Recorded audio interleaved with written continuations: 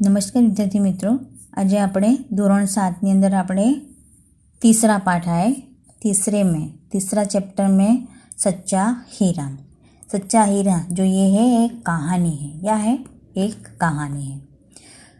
तो कुछ लोगों के पास ज्ञान की कमी नहीं होती, परंतु किसी का दुख या पीड़ा दूर करने में वे रुचि नहीं लेते।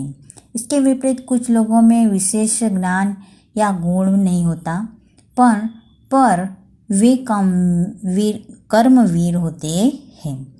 उनमें ऊंचे दर्जे का सेवा भाव होता है। वास्तव में ऐसे सेवा भाव वाले कर्मवीर ही सच्चे हीरे हैं। तो सच्चा हीरा उसी व्यक्ति को कहा जाता है जो अपने ज्ञान और गुणों को आवश्यक में लाता अपने गुणों को, ज्ञान और गुणों को आचरण में लाता है। तो ये प्रस्तुत कहानी में जो व्यक्ति ने ज्ञान के साथ साथ उसके कर्म को भी महत्व दिया है, तो अच्छा ज्ञान और अच्छी बात है, लेकिन वह आचरण भी नहीं है तो निरर्थक है। तो इस बात को रोचक तरीके से प्रस्तुत किया गया है। तो अब जो है हीरा का क्या मतलब है? हीरा यानी कि नर रत्न, बहुत ही अच्छा आदमी। तो सूर्य अस्त हो रहा था। क्या हो रहा था? सूर्य अस्त हो रहा था। पक्षी चहचहाते हुए अपने अपने नीड़ की ओर जा रहे हैं। नीड़ यानी कि घोंसला, और चहचहाना यानी कि पक्षियों का बोलना, उसको कहते हैं चहकना। गांव की कुछ स्त्रियां पानी लेने के लिए घड़े लेकर कुएं की ओर चल पड़ी। गांव की कुछ जो स्त्रियां हैं पानी लेने के लिए घड़े लेकर कुएं की ओर चल पड़ी। पानी भरकर कुछ स्त्रियां तो अपने घरों को लौट गई, परंतु उनमें से 4 कुएं की पक्की जगह पर बैठकर आपस में इधर उधर की बातें करने लगी। कुएं की पक्की जगत यानी कि कुएं का चबूतरा। बातचीत करते करते बात बेटों पर जा पहुंची। कहाँ पे जा पहुंची? बेटों पे। वो सब अपने अपने बेटों की बातें करने लगी कि उनके बेटों में क्या क्या खूबियां हैं उसके बारे में। उनमें से एक की उम्र सबसे बड़ी लग रही थी। उनमें से एक की उम्र कितनी सबसे बड़ी लग रही थी। वह कहने लगी कि भगवान सबको मेरे बेटे जैसा बेटा दे। मेरा बेटा लाखों में एक है।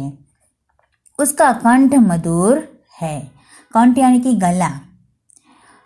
वो बहुत अच्छा गाता है। उसके गीत को सुनकर कोयल और मीना भी चुप हो जाती है। तो लोग बड़े चाव से उसका गीत सुनते हैं।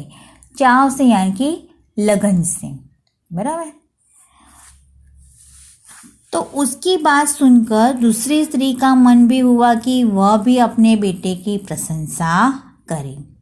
अब पास में दूसरी जो स्त्रियाँ होती है तो उसे भी ये लगा कि लो, जो वो अपने बेटे की प्रशंसा कर रही तो चलो मैं अपने बेटे की प्रशंसा क्यों ना करूं। हम होते तो हम भी यही करते हैं कि मेरे पास में कोई है तो वो भी अपने बेटे की प्रशंसा करे तो मुझे भी ऐसा लगे कि मैं भी अपने बेटे की कोई तारीफ करूं। प्रशंसा यानी कि तारीफ करना।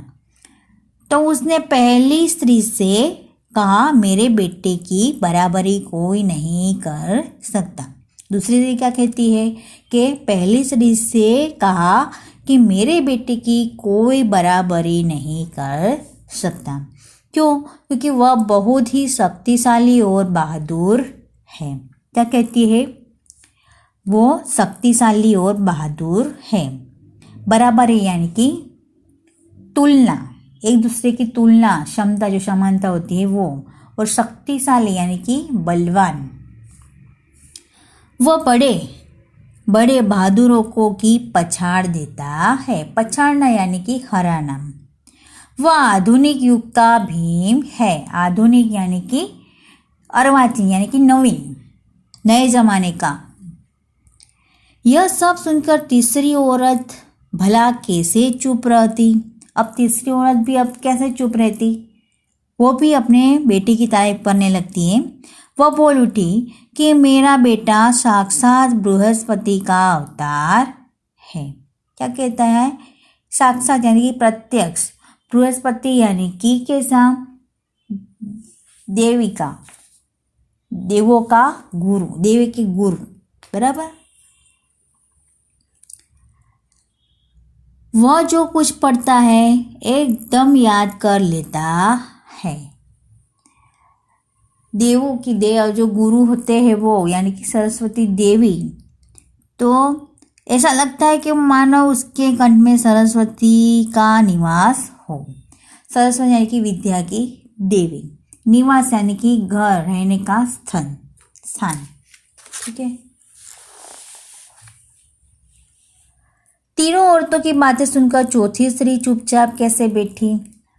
चौथी स्त्री भी अब अपने बेटे की प्रशंसा करिए कि उसने अपने बेटे के बारे में कुछ न कहा।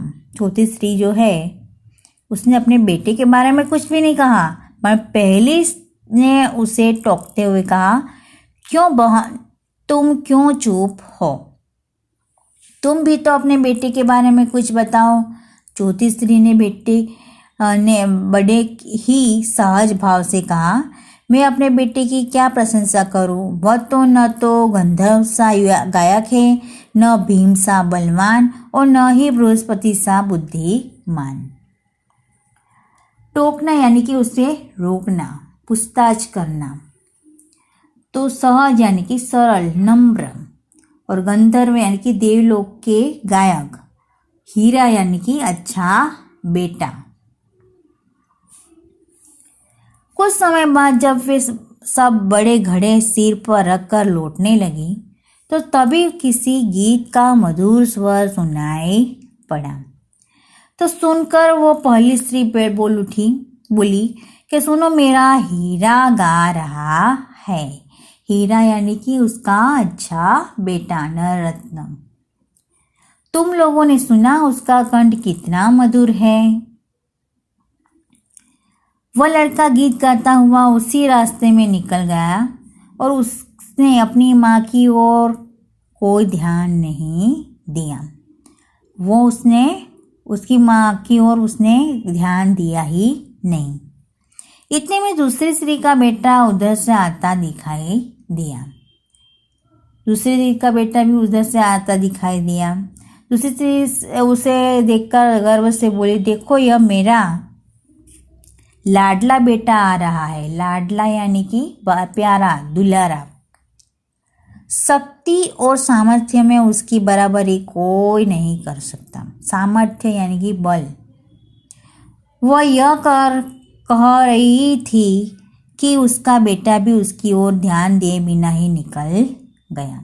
वो ये सब कुछ कह रही थी, लेकिन उसका बेटा भी झट से वहाँ से उसकी ओर से निकल गया। वे कुछ आगे बढ़ी तो एकाएक तीसरी स्त्री का बेटा उधर से संस्कृत के श्लोकों का पाठ करता हुआ निकला। श्लोक यानी कि संस्कृत वाक्य की पंक्तियां। उसके उच्चारण यानी कि बोलना, उसके उच्चारण से ऐसा लग रहा था कि मानो उसके कंठ में साक्षात सरस्वती विराजमान है। तो सरस्वती देवी उसके में विराजमान है वैसे। तो तीसरी स्त्री ने गदगद स्वर से कहा, गद यानी कि विराजमान यानी कि बैठना, बराबर। तो गदगद यानी कि भावपूर्ण, कि देखो यही ही मेरी गोद का हीरा। तो इसे कौन बृहस्पति का अवतार नहीं कहेगा, परंतु उसका बेटा भी माँ की ओर देखे बिना आगे बढ़ गया। उसने भी अपनी माँ के ओर देखा नहीं और वहाँ से वो चला गया। वह अभी थोड़ी ही दूर गया था कि चौथी स्त्री का बेटा भी अचानक उधर से आ निकला। अब चौथी स्त्री का जो बेटा है उधर से आ निकला। वह देखने में बहुत ही सीधी सादा और सरल प्रकृति का लग रहा था। बहुत ही सीधा सादा वो लग रहा था प्रकृति यानी कि स्वभाव में। उसे देखकर चौथी स्त्री ने कहा, बहन यही मेरा लाल, बहन यही मेरा लाल। लाल यानी कि एक कीमती पत्थर यानी कि प्यारा बेटा। चौथी स्त्री उसके बारे में बता ही रही थी कि उसका बेटा पास आ पहुंचा और अपनी माँ को देखकर वह रुक गया और बोला, माँ लाओ मैं तुम्हारा घड़ा पहुंचा दूँ। मना करने पर भी उसने माँ के सिर से पानी से भरा घड़ा उतारकर अपने सिर पर रखा और घर की ओर चल पड़ा।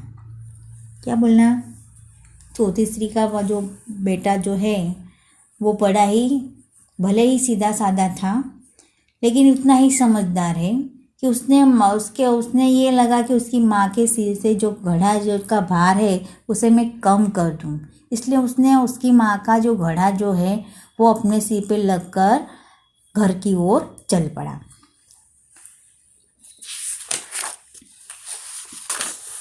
अब तीनों औरतें बड़े ही आश्चर्य से चौथी स्त्री के बेटे को देखती रही। अब जो तीनों जो स्त्री जो है औरतें जो है वो बड़े ही आश्चर्य यानी कि आश्चर्य उसके मतलब कि उसे नवाई जो लगती है वो। तो चौथी स्त्री के बेटे को देखती रही कि एक वृद्ध महिला जो बहुत देर से इन औरतों के पीछे चलती हुई इनकी बातें सुन रही थी। पास आकर बोली, देखती क्या हो, यही सच्चा हीरा है। क्या बोलती है कि आप देख क्या रही हो, देखती क्या हो, यही सच्चा हीरा है। सच्चा हीरा होना यानी कि अच्छा आदमी होना। ये अब हम आगे ये शब्दार्थ जो है वो तो हमने एक बार मैंने समझाया है। मुहावरे जो है वो आपको लिखने हैं, शब्दार्थ मुहावरे। और अभ्यास की ओर चलते हैं कि निम्नलिखित प्रश्नों के मौखिक उत्तर दीजिए कि चौथी स्त्री का बेटा जो है सचमुच हीरा था, पर क्यों। तो चौथी स्त्री का जो बेटा जो था वो सीधा साधा और सरल स्वभाव का था। सिर पर पानी से भरा घड़ा उठाए ला रही माँ को उसे अनदेखा नहीं किया। वह माँ के पास गया और घड़े को उसके सिर से उतारकर अपने सिर पर रख दिया। घड़ा लेकर वह घर की तरफ चल पड़ा और इसी तरह अपनी माँ के प्रति सच्चा सेवा भाव दिखाकर अपने खुद को सच्चा हीरा साबित कर दिया। अब दूसरा प्रश्न है कि अपने घर में आप माता पिता को कौन कौन से काम में मदद करते हैं। तो आप अपने ये प्रश्न आपको अपने नोटबुक में खुद ही लिखना है कि आप अपने घर में माता पिता के कौन कौन से काम में मदद करते हैं। मतलब कि घर के जो काम यानी कि लड़की हो तो माँ की हाथ में कैसे बटाती है। घर का जो काम होता है, झाड़ू मारना, पोछा मारना, ठीक है, कपड़े धोना, बर्तन साफ करना, खाना बनाना। माँ जब खाना बना रही है तो उसे मदद में कौन कौन जाता है वो। फिर पिता के काम में तो बाहर के काम जो करता है, बाहर के काम कौन से हैं, बाज़ार में जाना, सब्जी लाना, दुकान में जाना, किराए का कोई सामान हो वो लाना, दूध की थैली जो है वो लाना। पिता का जो काम हो तो पिता की सेवा तुम किस तरह से करते हो वो लिखना। पिताजी का जो काम जो हो, कभी कोई पत्र हो तो हम डाक में डालते हैं वो काम, ठीक है। तो वैसे इस तरह से यहाँ पे आपको लिखना है। लेकिन आप अपने माता पिता की कौन कौन से काम करते हैं वो ये प्रश्न आपको लिखने हैं। अब आदमी सच्चा हीरा कैसे बन सकता है। तो आदमी में ज्ञान गुण होना ज़रूरी है। सबसे बड़ी बात तो ये है कि ज्ञान गुण होना बहुत ही ज़रूरी है। आप में अच्छाइयाँ हो, उसमें आपको गुण हो तो आप हर एक किसी का भी आप काम में मदद कर सकते हो। जैसे कि उसका वीर जो होना भी एक प्रसन्न है, लेकिन यदि उसका ज्ञान आचरण में नहीं उतरता हो तो वो व्यर्थ ही है। कोरा ज्ञान किसके उपयोग में नहीं आता। अगर ज्ञान हो तो ज्ञान को हम बांटते तो ये अच्छा है, लेकिन ज्ञान का जो हम संग्रह जो है वो कर नहीं सकते। ज्ञान को बांटना चाहिए, अपने ज्ञान को दूसरों को भी ज्ञान देना, वो भी बहुत बड़ी बात है। तो अपने ज्ञान और गुण को भी कर्म में उतार कर उन्हें सफल बनाना, ये भी हमारी जिम्मेदारी है। तो इस प्रकार कर्म करके बड़ों की सेवा और ज़रूरतमंद की कुछ मदद करनी, ये एक सच्चा हीरा बन सकता है। तो इस तरह से आपको सच्चा हीरा कैसे बन सकता है, तो ये है कि आप अच्छाई, आपकी जो अच्छाइयाँ जो है वो आपको बाहर लानी है। आप में क्या गुण है, आप किसकी किस में क्या मदद करते हो, वो आपको ये होना चाहिए। आप में दया भावना भी होनी चाहिए। माता पिता की सेवा, दादा दादी की सेवा जो होती है, कई रास्ते चलते हो तो कई रास्ते भी चलते किसी की मदद करना, वो भी एक कर्म बन जाता है। किसी अंधे को रास्ता दिखाना, ठीक है, तो वो भी ये एक कर्म है। सच्चा हीरा, आप उसमें आप अच्छा आदमी बन सकते हो, ठीक है। अब दूसरा प्रश्न जो है कि निम्नलिखित शब्दों के बाद में तुरंत आने वाले शब्द का अर्थ शब्दकोश में से ढूंढकर लिखना है। तो पहला है बपोती। बपोती यानी कि क्या होता है? बपोती यानी कि बप्पा, बप्पा यानी कि पिता, ठीक है। दूसरा है व्यथा। व्यथा यानी कि व्यथातुर, व्यथातुर यानी कि पीड़ित। तीसरा है नियति। नियति यानी कि नियति का क्या होगा? नियतेंद्रिय यानी कि जितेंद्रिय। प्रतिभा यानी प्रतिभाग, प्रतिभाग का क्या होता है? उत्पादन करो। शौर्य तो शुल्क, तो उसका क्या अर्थ होता है? शुल्क संबंधी। फिर रुचि तो का रुचित, तो रुचित का अर्थ क्या है? मनचाहा। बांटना यानी कि बाटा, बाटा का हिस्सा। फिर आता है क्षमा। क्षमा यानी क्षमालु, क्षमालु यानी कि क्षमा करने वाला। उद्यान यानी कि उद्यानिकी, यानी कि बाग बगीचे में लगाने वाला, लगाने का काम। अमन यानी कि अमनस्क, अमनस्क यानी कि अनमना। अब ये जो कहानी जो है, राजा का बीमार पड़ना, वेद की असफलता, किसी अनुभव बूढ़े की सलाह, किसी सुखी मनुष्य का कुर्ता पहनो और राजा का कुर्ता खोजने जाना और मेहनती किसान को देखना और सुख का राज समझ जाना। तो इसमें ये कहानी किस तरह की है ये बतानी है आपको कि चंद्रपुर इलाके का एक राजा जो है कुंवर सिंह जी बड़े भाग्यवान थे। उन्हें किसी चीज़ की कमी नहीं थी। सबसे पहले तो आपको है ना उसका शीर्षक पहले देखना है। तो शीर्षक इसका क्या आएगा कि सुख का रहस्य, यानी कि सुख का रहस्य अथवा तो बीमारी का इलाज। तो चंद्रपुर इलाके का एक राजा कुंवर सिंह जी है, वो बड़े भाग्यवान थे। उन्हें किसी चीज़ की कमी नहीं थी। फिर भी एक बार वे बीमार पड़ गए। कई वैद्यों ने उनका इलाज किया, लेकिन कुंवर जी को कुछ फायदा नहीं हुआ। राजा की बीमारी बढ़ती गई, सारे नगर में बात फैल गई। तब एक अनुभवी बूढ़े ने राजा के पास आकर कहा, महाराज, आप किसी सुखी मनुष्य का कुर्ता पहने और अवश्य स्वस्थ हो जाएंगे। बूढ़े की बात सुनकर राजा ने सोचा, इतने इलाज किए तो एक और सही। राजा कुंवर जी सुखी मनुष्य की खोज में निकले। बहुत तलाश के बाद वे एक खेत में जा पहुंचे। जेठ की धूप में एक किसान अपने काम में लगा हुआ था। राजा ने उससे पूछा, क्यों जी, तुम सुखी हो? किसान ने विनय से कहा, ईश्वर की कृपा से मुझे कोई दुख नहीं है। यह सुनकर राजा अंग अंग पुलकित हो उठा। उस किसान का कुर्ता मांगने के लिए जो ही उन्होंने उसके शरीर की ओर देखा और उन्हें मालूम हुआ कि किसान सिर्फ धोती पहने हुए है और उसकी सारे देह पसीने से तर है।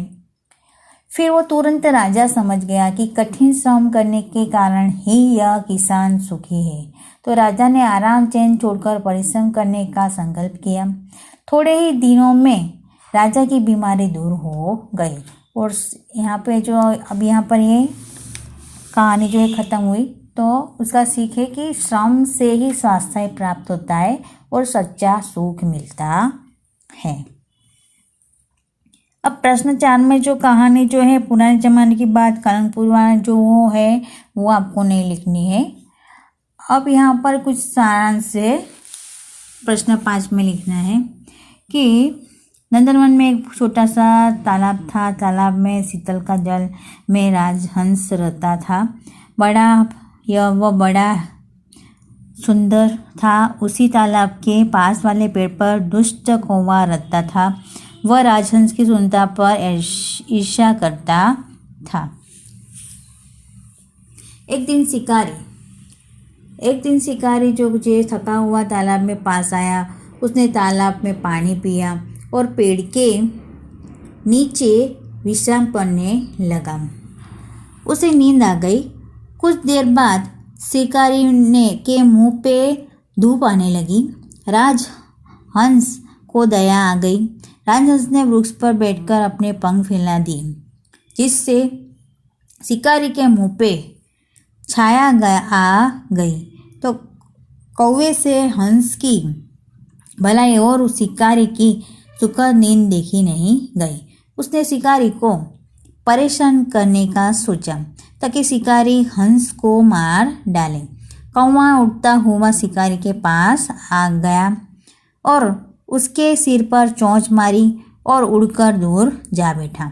तो शिकारी तुरंत जाग गया और क्रुद्ध हो गया और उसने पेड़ पर देखा तो राजहंस पंख फैलाए बैठा था। शिकारी ने सोचा यह कार्य इसी हंस का है। उसने राजहंस को मारने के लिए बाण चलाया और लेकिन राजहंस उसी आवाज़ सुनकर उड़ गया। तो यहाँ पे कुछ सारांश आपको लिखने कि एक दिन जो एक शिकारी एक पेड़ के नीचे सो रहा था। जो ही उसने मुंह पे धूप आने लगी, एक राजहंस ने अपने पंख फैला दिए ताकि शिकारी के मुंह पे धूप न आए। यह देखकर राजहंस ने ईर्ष्या करने वाला कौवा शिकारी के सिर में चोंच मारकर उड़ गया।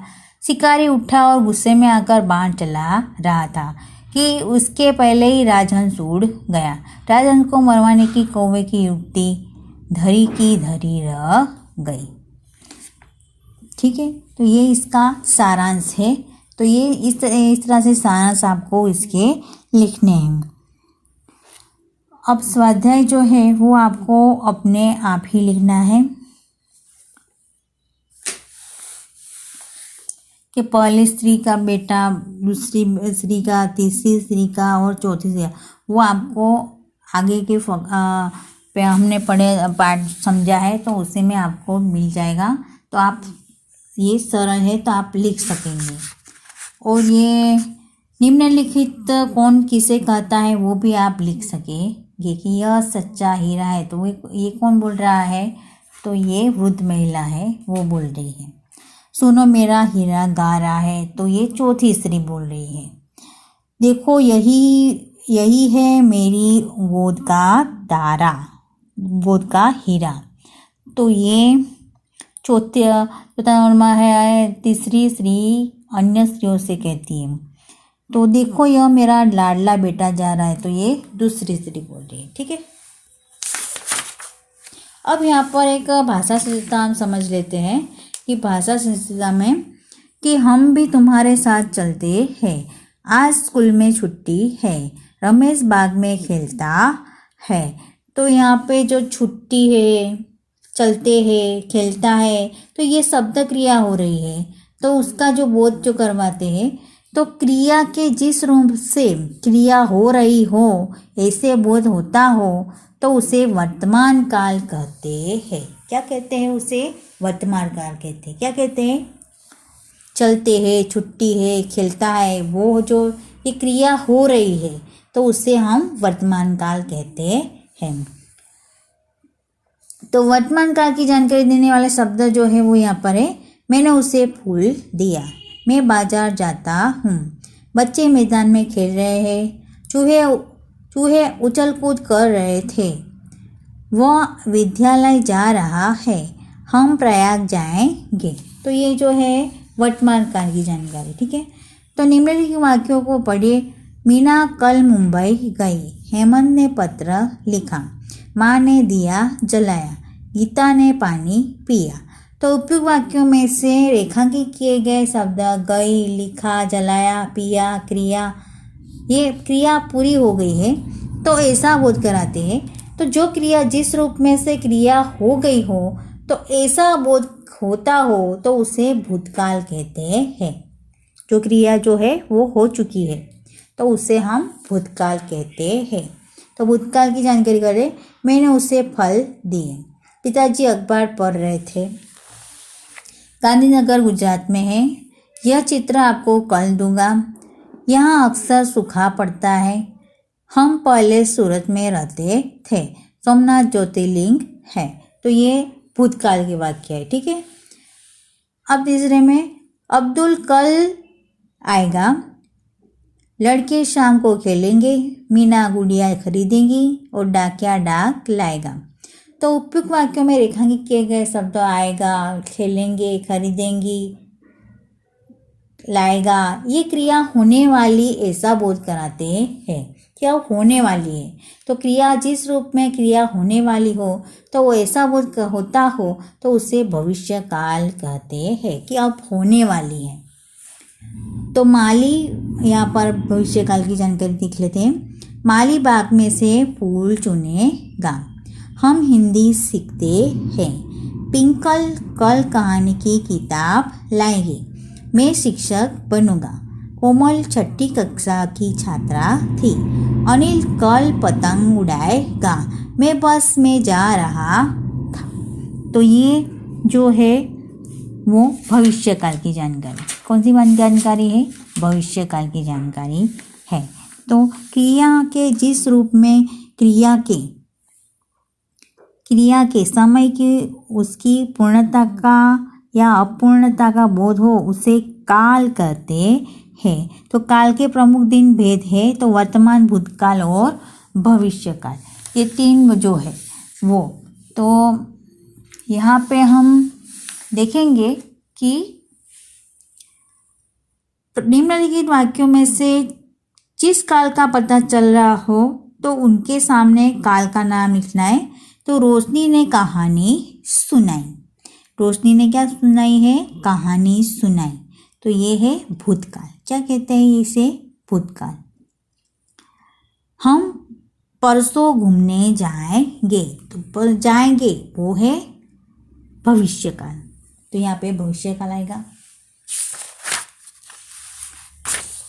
पिताजी के जूते खो गए, तो ये भूतकाल। मैं दादाजी के साथ मंदिर जाता हूँ, तो ये वर्तमान काल। क्या होता है? वर्तमान काल। समझ में आया?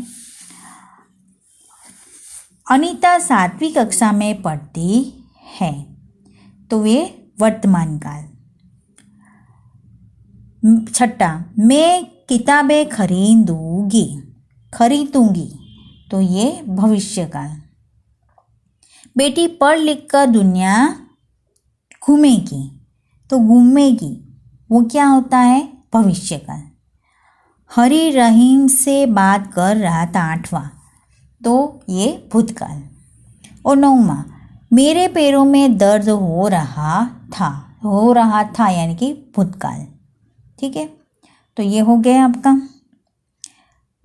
तो निम्नलिखित शब्दों में उदाहरण अनुसार वर्तमान काल, भूतकाल और भविष्य काल का एक वाक्य बनाइए। तो उदाहरण में खेलना है, तो वर्तमान काल में मैं खेलता हूँ, भूतकाल में मैं खेलता था और भविष्य काल में मैं खेलूँगा। तो इस तरह से पढ़ना, उड़ेलना, बटोरना, लिखना, सहलाना और सराहना, तो ये आपको अपने वर्तमान काल में लिखना, भूतकाल और भविष्य काल। तो वर्तमान काल में कैसे लिखेंगे कि मैं पढ़ता हूँ, भूतकाल में कैसे लिखेंगे मैं पढ़ता था, भविष्य काल में कैसे लिखेंगे कि मैं पढ़ूँगा। अब उड़ेलना, उड़ेलना का कैसे लिखोगे आप, मैं उड़लता हूँ, वो वर्तमान काल। फिर दूसरा क्या है, मैं भूतकाल में मैं उड़ेलता था। फिर तीसरा मैं उड़ेल लूँगा, ये भविष्य काल है, बराबर। फिर बटोरना, बटोरना, तो मैं बटोरता हूँ, तो ये वर्तमान काल। फिर तीसरा जो है भूतकाल में मैं बटोरता था।